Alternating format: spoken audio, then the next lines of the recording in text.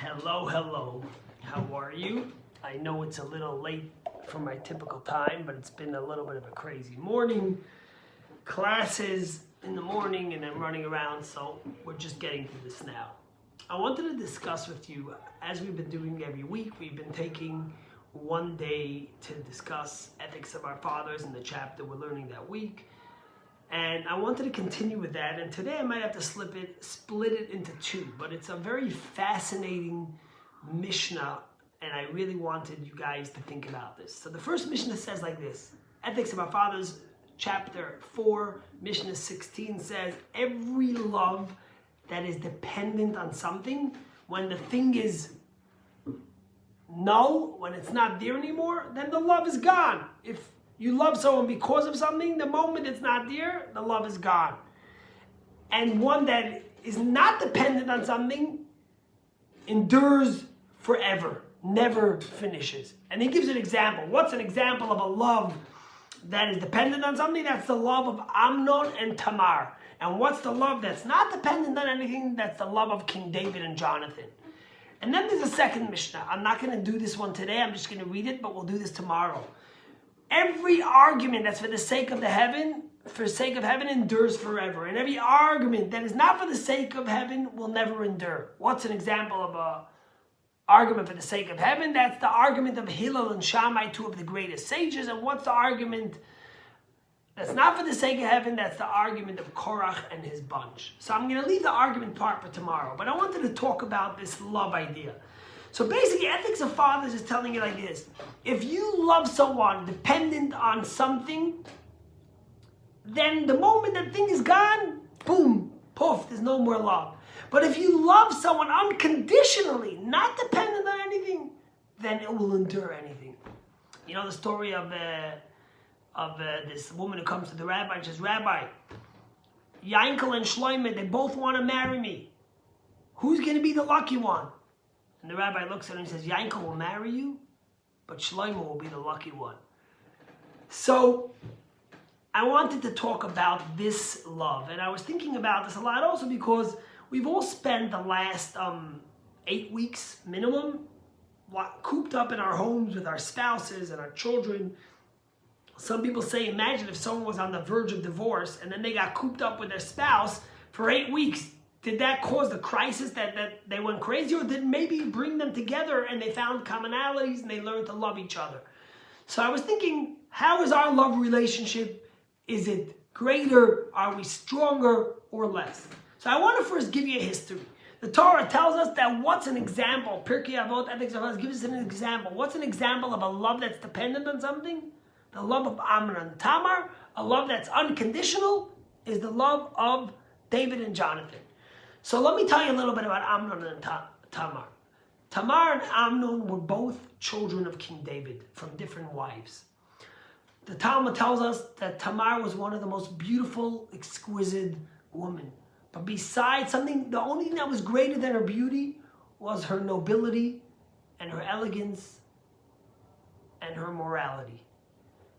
Amnon developed this infatuation with his sister Tamar. And he loved her beauty, and he loved her so much he couldn't control himself. He had a friend whose name was Yonadav. Yonadav, who was a very sly and devious person, told him, listen, why don't you do this? And he feigned that he was sick.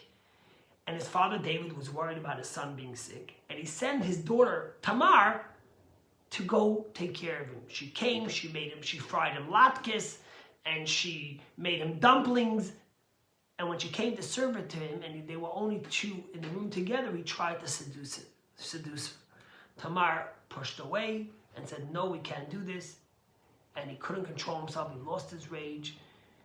He did something really terrible. He raped his sister. And after he raped her,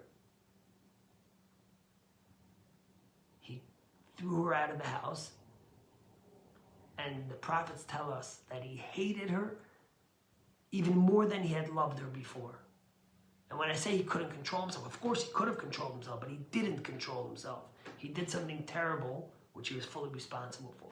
This led to a couple of years later, Absalom, who was another son of King David, killing Amnon. That's what the Medrash Now, what's the story of David and Jonathan? And this is why I tell you this now also, because David and Jonathan, we read one of the most beautiful haftorahs this Shabbat, which is the day before Rosh Chodesh, about David and Jonathan. And also King David's Yartzeit is on Shavuot, which is coming next week. But let me tell you the story for a minute. Jonathan was King Saul's son. David was a simple shepherd. Jonathan should have been the heir to Saul's throne, the next one to be king. Something interesting happened. David had to fight with Goliath. He stood up for the Jewish people, and he won a miraculous victory over someone so much greater than him, and suddenly became a sensation. The people loved him. He was noble, he was humble, he was kind. King Saul got terrified. He wanted to kill King David.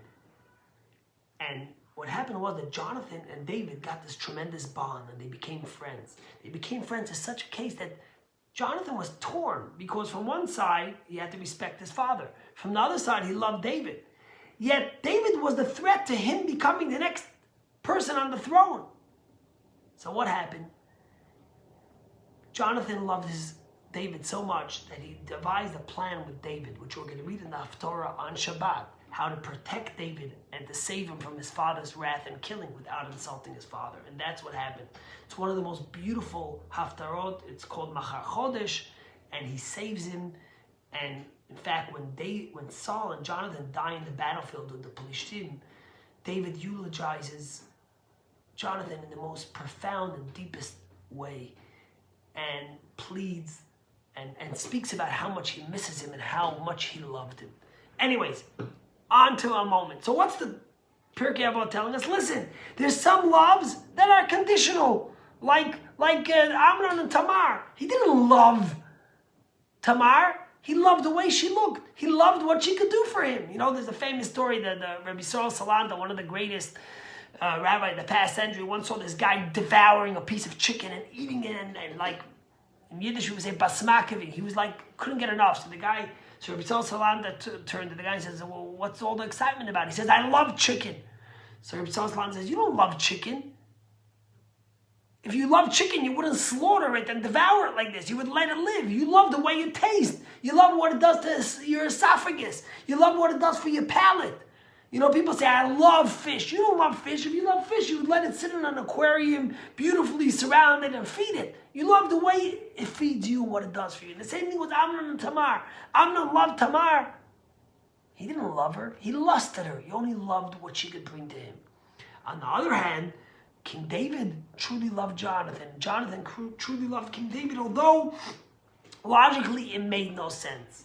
So it's a very simple thing, right? You would think, ethics of our father is telling us, love someone conditionally, the condition leaves, it's gone. You love someone unconditionally, it endures forever. But the question is, why did ethics of our fathers have to go back thousands of years to tell us this? Couldn't it find an example current that happens every day in life? Years ago in a talk, the Lubavitcher Rebbe gave a beautiful and profound explanation to this. I'm not going to go into the technicalities. He explains why it says tluya and not mitoch, etc., but I'm going to explain you the idea of it. And the Rebbe basically said like this. You see, the love, there's two types of love. There's loves that are born. The most greatest example you could give of an unconditional love is the love we have for our children, right? We love our children even though they could be obnoxious, they could act ridiculously, they could do silly things, they could hurt us. We love them. Heaven forbid a guy has a kid who's a vegetable and is sick and can't do anything. You love your kid because it's your kid, right? Friends, most of the time you love them. It's conditional. You have a business partner, you guys compliment each other, etc., etc. But what the ethics of our fathers wants to tell us, going all the way back to King David, is like this. You see, sometimes a love that's born out of natural love, that's unconditional, like siblings, like Amnon and Tamar, if it's not nurtured, if it's not directed in the right way, it could become a terrible love that's only there for lust. You think about siblings, for example. Sometimes siblings could be so close. But if they don't nurture that relationship and they get into a fight, how many times do you find siblings that don't talk, that hate each other, that resent each other, etc., etc.? Then you have the opposite. King David's love with Jonathan was a very illogical love. It made no sense. But it was nurtured. And through the nurture, through the care, what happened it became a love that was so enduring that nothing could stop it. Even King Saul wanting to kill David, and even though David was a threat to Jonathan's throne. What others of my fathers are telling us like this: every love, even a love that starts conditionally, if worked on and endured, it can become a love that lasts forever. And a love that's natural, because we're siblings, if it's not worked on and taken for granted, could become a crisis and resentment and hate, which literally leads to lust. Give you an example, okay? We all get married, right? Hopefully, we get married. We all know that when you marry someone in the beginning, it can't just be an unconditional love. Because if that would be the case, you could marry anyone on the street, right? You marry your husband or your wife because they're beautiful, because they're handsome, because they're intelligent, because they're funny, because they're cute, because they're sophisticated, because they have a good job, because they like reading or hiking like you do, etc., etc. But we hope that through years and through working on that relationship, it comes to a point where our love becomes unconditional. Where it's not about what you could do for me, what you give for me. I love you because of who you are. I don't love it like I love chicken and I want to eat it because it's good for me. I love you for who you are. I read this beautiful story once about this nurse. He says how this guy came in for his appointment to get his shots and something, and he was rushing late. And she said, "Where are you going?" She says, "I'm going to visit my wife who's in the nursing home." And she says to him, so are you worried to be late, because I see you waiting and you're out? He says, "No, look, my wife hasn't recognized me in 5 years, and she doesn't even know who I am. I go every day to visit her, but she doesn't know who I am, so if I come a half an hour late, it won't be terrible." So the nurse looks at the guy shocked and says, "I don't understand. If your wife doesn't know who you are, why do you still go to visit her every day?" And the guy looked at her and says, "My wife doesn't know who I am, but I know who she is." And the nurse says what an impact it made on her. Love of marriage is born because of things that complement each other, because of people we love. But ultimately, we work on it, hopefully, and we try to bring it to a relationship where our love is unconditional. And the same thing has to be with our children. We have to work on our children, that their relationships with their siblings, we shouldn't take it for granted. We should work that it should be a healthy relationship, one of happiness for each other, for the success and growth of each other, one that is worked on and endures. And then there's the relationships we have with our friends. We can always look at an example of David and Jonathan, and through their effort, what the relationship became. So you think about our spouses, you think about self-quarantine for 8 weeks, and you say, hold on, am I loving someone more or less? The question is, are we working on the relationship? Are we recognizing and realizing that true love, unconditional love, only comes through effort and through nurture? And yes, even with a spouse, that you might say, how can I love a spouse as much as a child? A child is born to me. It's not. If you work on it, that relationship could blossom. And I want to tell you one more thing. The rabbis in Maimonides tells us the same is in our relationship with the Almighty, with God. There's 2 types of relationships we could have with God. Some people, they do Torah, mitzvot, they follow the laws of the Torah because they think they're going to get a big reward, or because they're terrified of punishment. What's going to happen to me? Oy vey, I'm going to burn in hell, or God, lightning's going to strike me, or oh my gosh, I can't imagine a Garden of Eden, what it's going to look like. But Maimonides tells us, and the Rebbe speaks about in this talk, that is there anything wrong with doing the Torah because of reward? Of course it's not. Great, if that's the only way you can do it, then great. It's a beginning of a relationship. Of course we start doing it because of the reward, or because we're scared of the punishment. But if we truly yearn to have a relationship with God, we have to find the depth that it should become unconditional.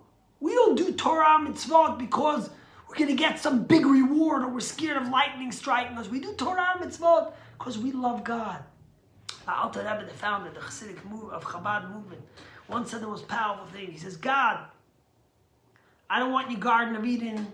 I don't want your world to come. I want you. I want and yearn and need an unconditional relationship with God. Not because what I'm going to get, the satisfaction it brings to me, the joy or the reward, or scared of punishment. That's the deepest type of relationship.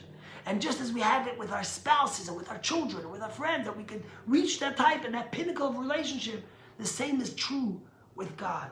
So we're coming now to Matan Torah, and the next 10 days after tomorrow, which I'll explain the second Mishnah about arguing and about, in my opinion, politics, and I think it's an important talk which I'll give tomorrow.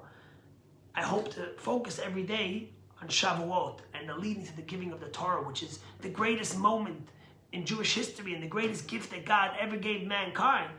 I think it's important for us to harness that relationship with God to a deeper relationship that's unconditional. It doesn't mean it'll be unconditional every day and at every moment and in every aspect of our life.